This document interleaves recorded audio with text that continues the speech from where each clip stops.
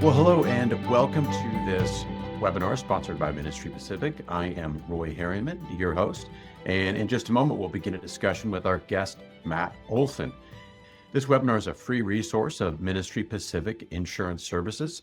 We provide complimentary education to all because we truly want to help you succeed. At Ministry Pacific, we're insurance brokers, and we work exclusively with houses of worship and other nonprofit organizations. And that means we're free to research the market, find out what is best for each client in terms of coverage. And we're here to serve. So please take us up on our offer of a free consultation at ministrypacific.com. So let's jump right into our topic. Facility maintenance seems like a non-controversial idea. The problem is when we get into the particulars. For example, does that mean fixing things after they break or trying to make sure they don't break? Preventative maintenance, properly done, requires a consistent investment of time and money. And often, once this is understood, it stalls out in committee and is discarded as a good idea, perhaps for some other day. Unfortunately, that means minor problems, such as a slow dripping leak, may turn into a full-blown emergency. And when that happens, it's more expensive and disruptive than taking a preventative approach. So the question is, how do we turn a desire for a well-maintained facility into reality?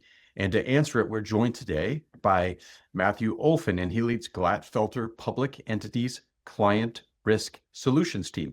That's a mouthful right there, but important stuff. This group is dedicated to helping organizations, including houses of worship and schools, learn about risks and risk prevention. Matt, welcome today. Thank you. Thank you, Roy, for having me be here and everybody else on the webinar. So why don't we start? Just tell us a little bit about Glatfelter and your work personally. Sure. So just myself, I've been here at Glatfelter Insurance Group for 5 years. I've been doing risk control and safety in the insurance business for, hard to believe, 30 years. They went by quickly. So Glatfelter Insurance Group, as you see up on the screen, Mr. Glatfelter started Glatfelter, the agency, back in 1951. And quickly grew that and really specialized in volunteer fire and EMS, volunteer fire organizations, right? So grew that quickly, and we are probably the largest insurer of emergency service organizations across the country today. That grew into programs for, while we're here today, ministry care, houses of worship, again all over the country, as well as public entities, municipalities, schools, water, wastewater. We also have a healthcare program for hospices and continuing care retirement communities. And over the years, that just grew and grew and grew. And in 2018, AIG purchased the company. And like you said, as you can see on the screen, we are now Glatfelter Insurance Group, and we're part of the AIG brand. You know, what we do, what my group does, we're trying to help you identify, assess, and control hazards. Identify what the problems are, where your losses and exposures are coming from, give you ideas, give you recommendations, give you resources, so that at the end of the day, you can mitigate that risk and hopefully prevent those losses from happening in the first place. Excellent.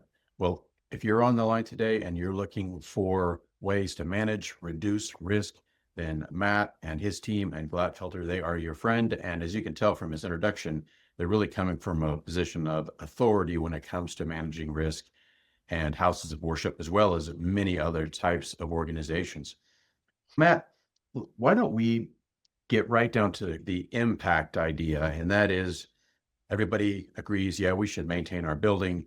A lot of times, for a variety of reasons, it doesn't happen.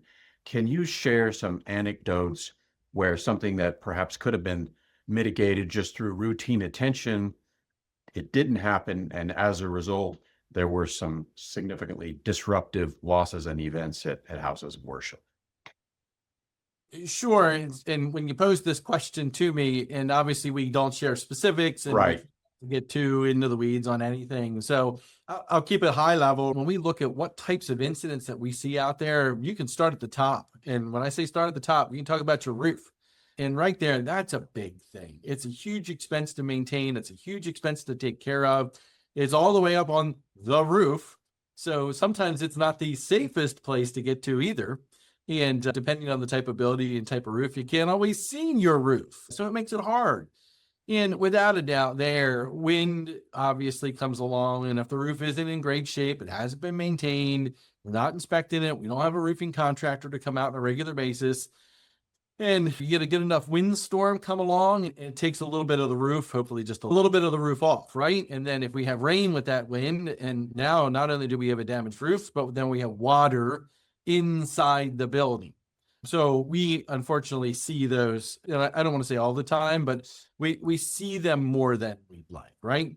Electrical, just from an electrical standpoint. So, when you talk about houses of worship, some of these buildings are old, and it depends on the part of the country that you're in. Some of these buildings are really old. And some of these electrical systems haven't been maintained, haven't been inspected, haven't been looked at for a long time. We can see hot spots, we can see loose connections, we can see arcing and sparking from that, obviously resulting in fires, depending on where that is.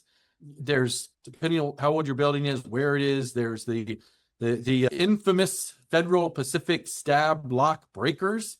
So if you have nothing left to do today after we're done, just Google Federal Pacific stab block breakers.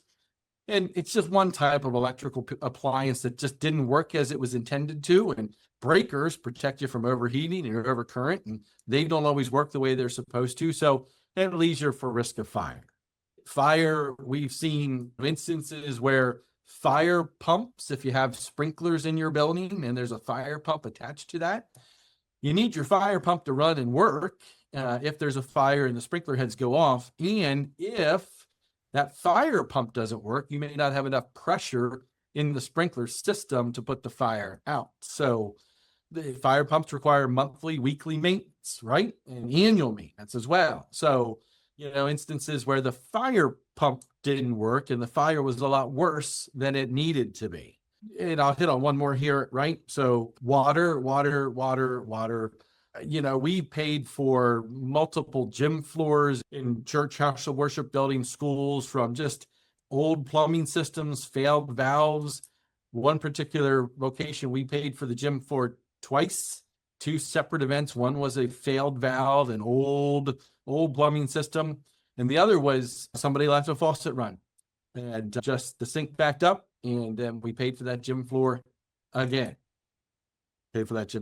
So, and the last thing I'll leave you on, I would be remiss if I didn't say wildfire.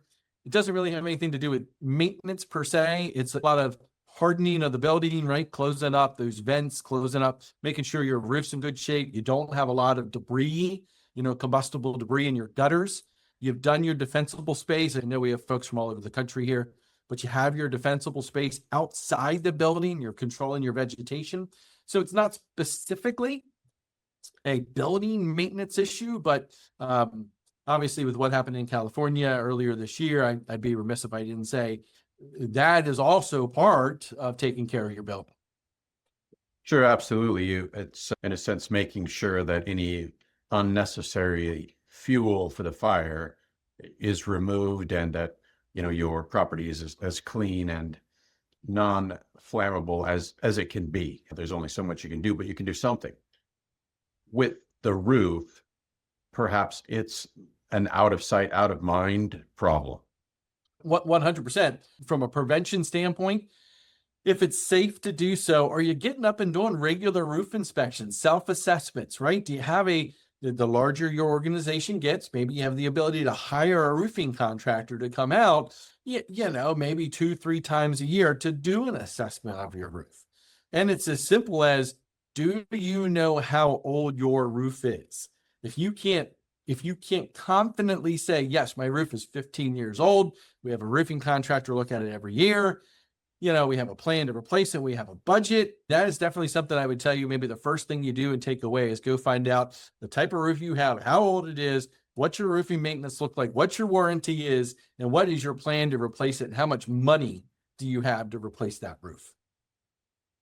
Yes, and again, I think what you're talking about here, Matt, is very reasonable. We don't want people who aren't qualified climbing up on a roof or a steep roof, correct, filing another claim when they fall off the ladder.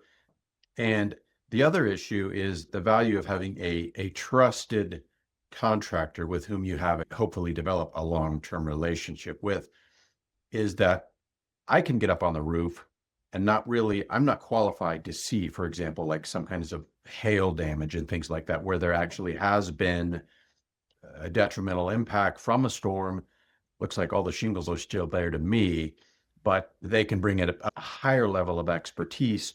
And most of the time, they often, these consultations, they don't even charge you for, or if they do, it's a minimal amount. It gets into when there's actual repair work that, the significant budget impact happens.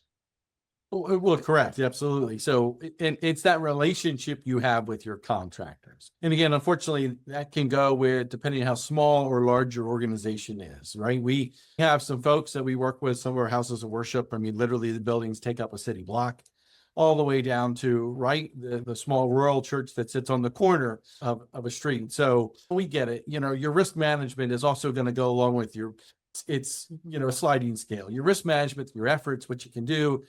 The small can't do what the large do. You've got to do what you can do to make as much of an impact as possible. You've got members, you've got congregates, you've got people in your audience that might be experts in some of these fields. So how can you lean on that expertise to help you manage your facilities and buildings? In addition to hassle and expense, what kind of disruptions have you observed? So, for example, some of these are very obvious. If the gym floor is wrecked, well, then you don't use the gym floor, and that presents problems and disruptions. What are some other impacts? I mean, I suppose the worst one is if your house of worship is you can't use the sanctuary because of a leak or mold or something like that. Sure. You hit the nail on the head right there. I mean, the worst of the worst is your building disappears today. So when you think about it, right, the loss of your building and your facility. So it just depends on how large you are. Are you one building facility, right? Or are you a facility that has 5, 6, 7, 8 buildings on your campus? And so what do those buildings do? What do they serve?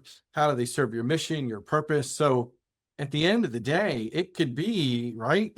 A loss of a building or a facility, the inability to occupy it, to have it, if it burns down. I mean, it stops your mission, it stops your service, it stops your passion, potentially stops your reason for being, right?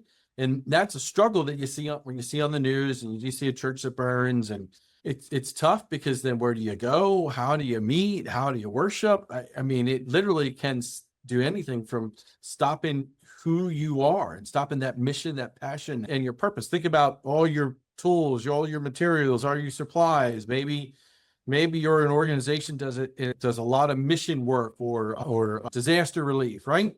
And you keep stocks of food and supplies, and all that stuff goes away tomorrow because of potentially some of these issues that we're talking about. So without a doubt, it's the worst of the worst till, buildings that you can't occupy, you get some water damage in, you get some water in the sanctuary, you have to bring in some remodeling, renovation. Some of the folks who do the remediation work to dry things out, make sure we don't end up with mold from a week or two out of the building, all the way up to we can't do what our mission and our passion is anymore. And I think what we try to really make sure that we get our house of worship, our church clients to understand is the fact that this building maintenance stuff that we always don't like to think about, depending on the issue, that's what it can end up with. The loss of a building completely and entirely. And sometimes we forget about that, or we don't want to see that. And, we say, we'll defer that cost until down the road. How do you get started? And I suppose part of that is, do you have a team? Do you have one designated person? How can you get started? What's the first step to kind of begin putting a plan in motion so that you can rely on being able to use your facility as much as it's in your ability to do so? The first thing I would tell you is anytime we talk about safety, risk management, change leadership, those types of things, it has to start at the top.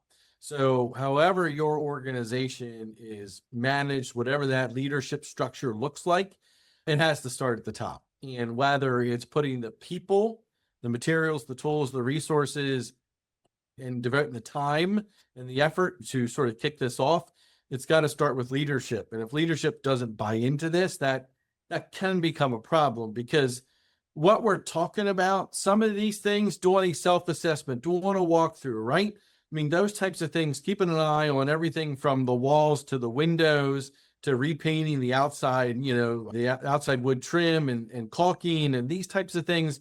That kind of stuff doesn't cost a lot of money, right? We need hands to do that. But some of this does. Some of this can cost significant amounts of money. We're talking about roof, we talk about HVAC, we talk about boilers and chillers and the electrical systems and updates and upgrades and plumbing. So also at the end of the day, it starts at the top, and there's got to be some kind of a consistent and concerted effort to put money into an annual maintenance line in your budget, and also look at capital improvement projects, right? Capital plans. How are we gonna kick off a capital plan for the next year or two to raise money? And that's just for big stuff, right? I mean, that's for capital projects. But every year in that budget, is there a maintenance line in there to do these things that we know we need to do just to keep the building at a level that it's at today, not necessarily making it better or replacing things that are wearing out. So without a doubt, leadership, that ability, knowing that we need to have a budget, we need to have a line item, and we need to devote some money to this. Then from there down, it's right, asking for help, asking for volunteers. House of worship churches, right? I mean, it's volunteers. A lot of it is, how can we get everybody to help? And you could have those experts potentially in your members or congregants, whether it's maintenance, HVAC, you might have some roofers on hand, right? And, they're not going to say work for free, but maybe they can help you figure out what to do, where to start, and guide those efforts. Leadership, budget, having that money in capital improvement, leaning on your members, volunteering. Those are some simple things that I don't want to say simple. Those are some immediate things that you can do to make this happen. Most leaders, for example, particularly pastors and paid staff, if they've gone to seminary, as far as I understand, there usually is not a building maintenance course in seminary. And so they may, unless it's just a personal interest, they may feel particularly inept and not really have a frame of reference. So what can they do? Is it a matter of finding a right-hand woman or right-hand man who really is passionate about it? Yes, 100%, right? Finding that person who can really take the ball and run with it, and the delegation and resources too, right? So you're going to have at some level, you're going to have just some basic service contractors who come in, right? So to take care of the basics on HVAC, plumbing, those types of things, ask them for help, ask them for some ideas on what they can do proactively. Reach out to your insurance agent, right? Reach out to your insurance company. We have a variety of resources just on our Glatfelter Ministry Care website under our risk management tab. Roofing self-assessment, self-inspection checklist for buildings and grounds. We partner with a company called Hartford Steam Boiler, HSB. They're the ones who do our boiler. So if you have a boiler or a pressure vessel that needs to get inspected in your building, jurisdictional inspections, we call it, those state boiler inspections. HSB is the one who does that for us. They have a website called HSB Efficiency First, HSB Efficiency First. They have any number of information on there on equipment care checklist, equipment care logs, preparing for disasters, preparing for emergencies. So it's all free. There's no username. There's no password. Just HSB Efficiency First. There's an electrical self-assessment there. So if you want to, I don't know, what about my electrical system? And it'll go in and it'll talk you through what to look for, some questions to ask, and maybe give you an idea on the condition of your electrical system. So there's a variety of free resources out there. Your members, your congregants, your current service providers, your insurance agency, your insurance company, these outside sources like HSB Efficiency First. There's a lot of really good places to start and free resources. We did a property survey. We were there to look at their buildings and facilities and see how good they're taking care of them and whatnot. And the chief financial officer just said to me, she said, "What's the most important thing I can do, to manage our building, facility, property risk?" And I said, "You have a fabulously beautiful facility here. You've got to give maintenance the money they need to keep this building up and running." So, I mean, just sometimes it's coming to terms and coming to grips that those are the things that you need to do. We were looking at a prospective client. They're not an insurer of ours. They're a prospective client, and their roof spend over the next 6 years was going to be multiple millions of dollars, right? Because they know they deferred maintenance. It's obviously a big facility. but they just deferred maintenance, and not always everybody's on the same page on where to put the money and spend the money, and now they have to, and they're literally looking at an eight-figure spend over the next several years. I mean, it's significant. In terms of organizing this, I don't like it when there's a problem that needs to be solved, and then someone comes in and recommends some incredibly complex quote unquote solution, whether it be some kind of very detail oriented software or something like that. Not that it doesn't have its place, but a lot of times smaller organizations just aren't prepared to manage it. Does it really just depend on what works for you? Like if for someone it's a legal pad with a checklist they've written by hand, if someone else it's an Excel spreadsheet. And then I know there is a software also that, for example, like the Reserve Studies Organization, I believe they have a software that they have for you. Is it just if you find something that works for you, that's okay? Or do you have a recommendation specifically? You can spend money or you can do it in-house. I mean, it really is going to be, again, I don't want to sound like broken record again, our larger organizations, right? They're probably going to spend the money to have some type of an asset management, inventory management, preventative maintenance system. A lot of our schools, obviously the big schools with multiple locations, hundreds and hundreds of thousands of square feet, they have systems that track every dollar and spend and what it costs to turn a screwdriver and replace a valve. And they can track expenses by a job and hours. And I mean, you can put in pictures of your fixes, and you can spend as much as you want and you have a budget for, all the way down to, right? I'm sorry, look, I'm going to be honest, I'm 52, right? So I'm right there in the middle of that age thing. I'll say you can find a 20-year-old in the congregation who can put you together an Access database, an Excel spreadsheet, or something, probably in about 5 minutes, that'll help you develop an inventory, track your ages, know what you have, when's it last replaced, how many years of useful life do we have left, and put together the reports and everything coming back from your facilities folks and your service technicians to help you track that. We've seen 3-ring binders in our past life at other organizations. So we've seen absolutely the 3-ring binder and literally pictures of every asset, every inventory that and where it is and when it was put in, when it was maintained last.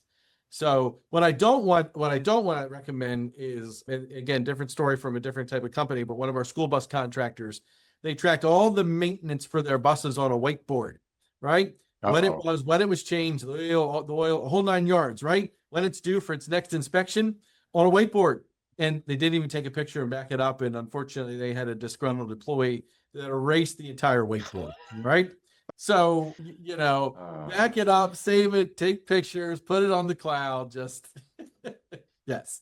Oh, yes. Or use permanent marker on your whiteboard. Or use permanent marker, right? Yes. So just a funny little story, but yeah, don't use a whiteboard and not back it up. All right.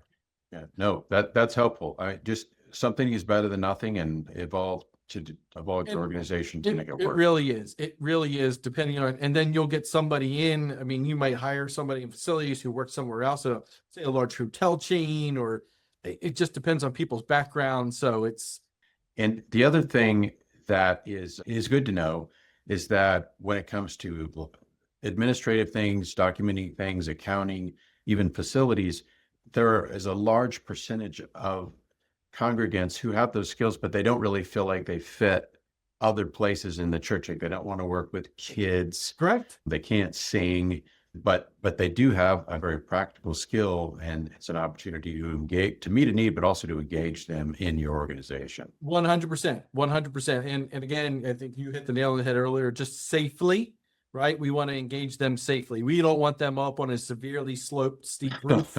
Trying to do a self-inspection because the insurance company said you got to get up and do a self-inspection of your roof. And we don't want, obviously, to injure anybody, chemicals, electrical, wire. I mean, we obviously want to do that work safely. That's right. Yeah. If you do have to do it yourself, a drone is an option or absolutely. Yep. Yeah. So Matthew, to bring it back to the insurance question, how does facility maintenance tie into property insurance, your property insurance premium? What is the relationship between the two? So again, I'll keep this high level. The direct relationship is this: the more losses you have, probably, maybe, and especially the more severe those losses are, and the more that gets paid out, probably the higher that premium is going to go, right? If people want to ask about discounts and premium and all those types of things, and again, I'm speaking generally high level here. Right. Generally, your premium is tied into your amount of losses. I know from an insurance company standpoint, I have in my own insurance, and we all have different ideas on feelings about what we pay in versus what gets paid out and whatnot. But generally speaking, right, what affects premium the most is the amount of losses that get paid out versus premium, right? At the end of the day, that's what it comes down to.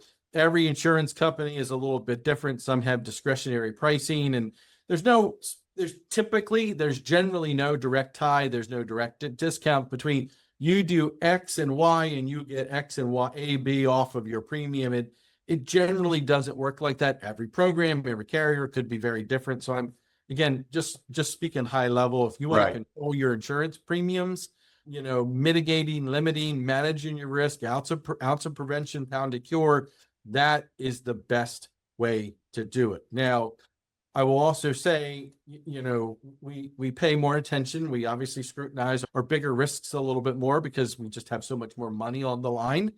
But we love to see, and anybody on the call can do this, we love to see evidence of proactive risk management when it comes to this.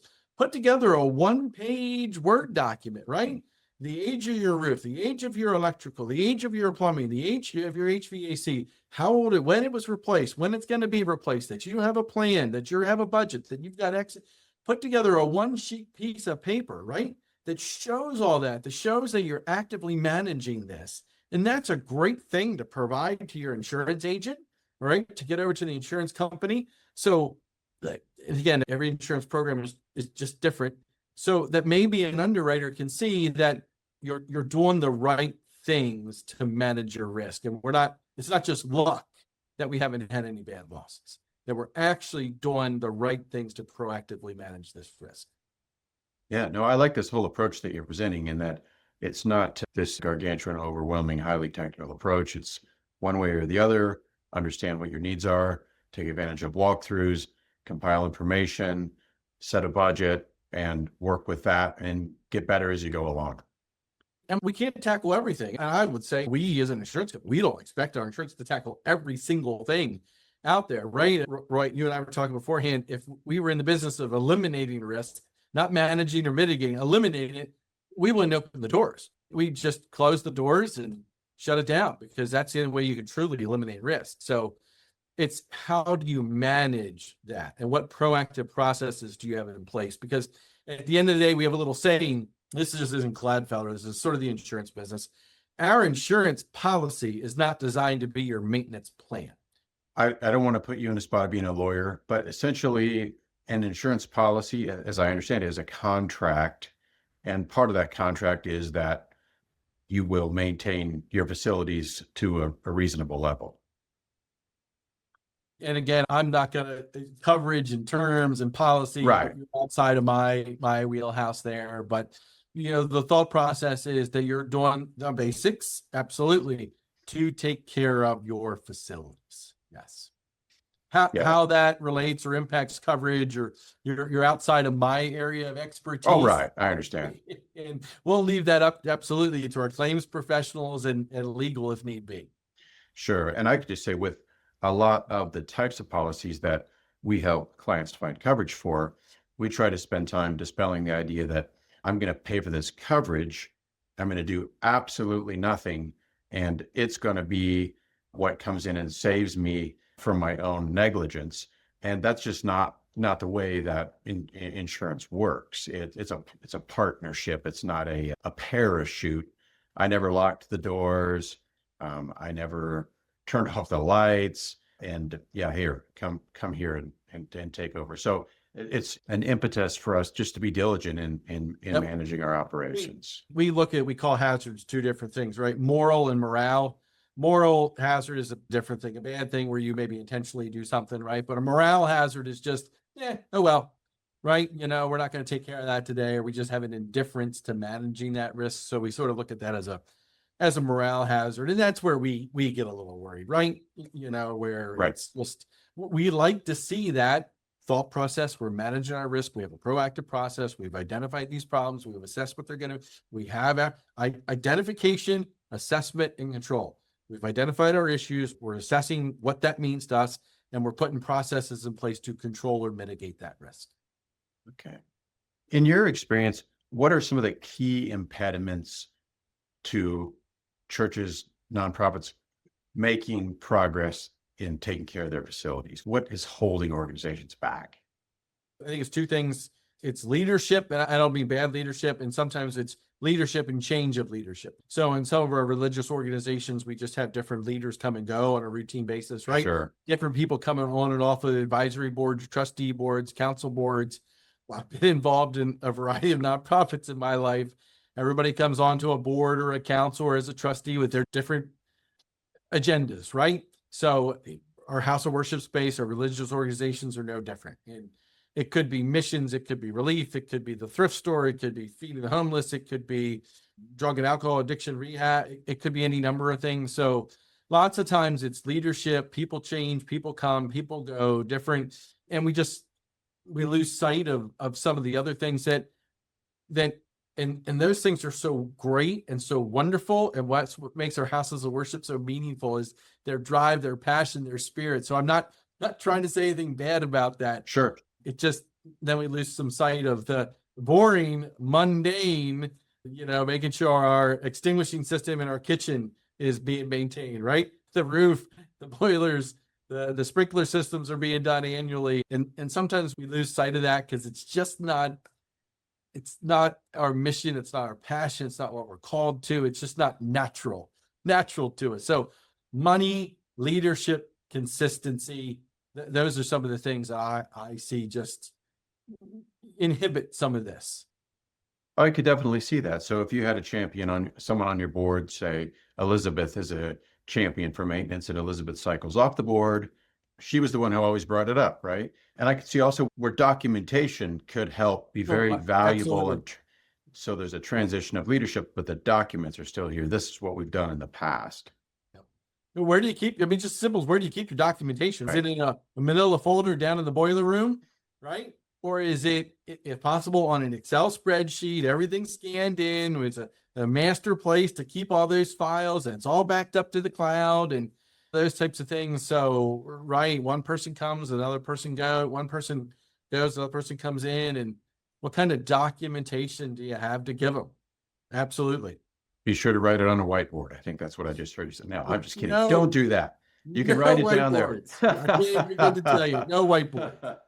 A last question, and again, if there are others, please share those.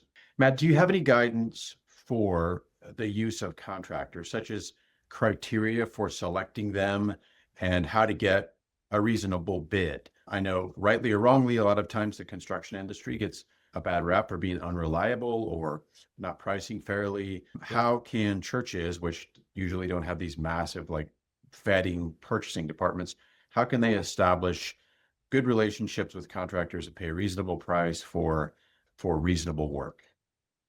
Yeah, that is difficult these days. It doesn't matter if you're in California or Texas or New Jersey or Wisconsin or Minnesota.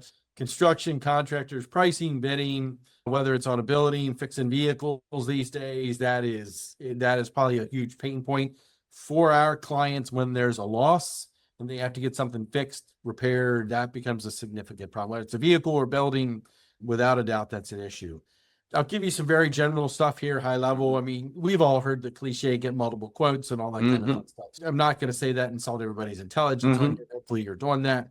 Again, who's in your membership? Who's in your congregants? Who can you rely on that maybe has expertise in these areas to take a look at these? Do you have a building committee? I mean, as simple as putting together a building committee, right? So again, where you mentioned that not everybody is good at doing kids ministry or all these other things, right? Pastor parish and all. Maybe somebody like just, hey, you have a building committee? That's right up my alley. I'd love to be on that. So maybe you have a building committee, a group of folks who look at those quotes, look at those bids, find reputable contractors out there in your area. So I think what we see, what the stories and the anecdotes I will share is that we try to do it inexpensively, on the cheap, hiring a friend of a buddy, and sometimes it's great, and sometimes it doesn't turn out well, and then we have a problem and doesn't get done, and maybe you pay the money to the contractor and they never show up. So boy, building committee, getting a group of people together, identifying reputable contractors in the area. And I mean, I'm not going to say you have to pay the most, you don't have to pay the best. But sometimes you spend a little bit of money, you're going to get a little bit better product out of those folks. And I think, Matt, it's good what you said at all in terms of getting 3 bids is a lot of times people just don't have experience with that. And so getting the 3 bids, and what I find is when you do that, you also learn. That's an educational process for Absolutely. you about what your needs might really be. Anybody who is worth working on your facility will be happy to provide a bid and be a part of a process. And if another church down the road, somewhere else had the same type of work done, absolutely go talk to them. Again, bigger organization that might have a full-time facilities person. Who are they using? What reputable contractors do they recommend? Everybody in this community loves to help each other. So maybe that's another way to help as well. You don't have to be on an island all by yourself. Right. Yeah. Referrals, personal referrals. Yeah. They did the work. They finished the work. They billed us reasonably. They came back. They did what they said. You're not the only one getting your roof and boiler and HVAC and electrical and all that work. If it's a masonry church and you have to have it was really neat in another church in our town. We watched them literally take the tower apart stone by stone, take it down, right? And then they had to put it back together again. I would have had a few blocks of stone and concrete left over. But if you have to have that work done, who did that? Who did and get some of those recommendations. Yes, and you may find it depending on in your community. So I'm in Kansas City. There is a really renowned construction company that builds mostly churches, senior living homes, schools. That's really their niche, and they're well known for it. And so, yeah, look at that, do some research. And don't be in a rush, because without a doubt, that kind of work you're talking about, Roy, it is a problem these days with the staffing, with the number of people, with labor, with costs. Anytime you look at doing a major remodel, a major renovation, maybe not so much supplies and material anymore, it's labor. It's finding the labor, it's getting the labor scheduled. That kind of stuff drives up the cost. There's not as many people around anymore to do that work. And that's going to drive up the cost, the lead time. So, and of course, there's the old, if you want something done fast, right? It's not going to be done cheap, and it may not be done well, or there's 3 things that go together. So it depends on the scope of your project also. Excellent. Well, winding down on our time, Matt, what else is important to share on this topic before we close out? We talked a lot about building and facility maintenance, so maybe I'll just leave you with one other thing. And sometimes what we see happen to our buildings from a security, I'll go on a little bit of a tangent, but ready to build, it's security, right? We see break-ins, we see those types of things. We just had an arson, unfortunately, at a church, and we lost a major part of one building. So from a security standpoint, right, cameras and motion sensors and all tied into a central station 24/7 alarm company. Again, we don't require that, but from a security standpoint, we have vandalism, we have break-ins, and when we don't have some kind of security, we don't have alarms or monitoring or glass breaks or door or window alarms or motion sensors or those types of things, it just makes that damage to the building that much easier for folks to carry out. So you've got to assess your area, your risk. I get it. Sometimes being out in the country is fabulous and wonderful. And sometimes being out in the country is a problem, because nobody knows when somebody breaks in and is vandalizing the building. So I would just leave you from a security standpoint to also think about what kind of security measures you have to prevent those types of losses to your building as well. Well, we want to respect everybody's time. I want to thank those who have joined us today, taken time away from something pressing to do the best for your organization. I commend you for doing that. And like most of the topics that we discuss in these webinars, this isn't something that's going to be resolved in a day. It's a springboard for talk and action that will eventually make things happen. And if you have questions for Matt about facility maintenance, his information is in the contact. If you have questions regarding insurance, whether it's liability or property, we have a great number of resources at ministrypacific.com, or you can reach out to us directly. So I want to thank everybody, and thank you, Matt, and everyone have a wonderful rest of your day.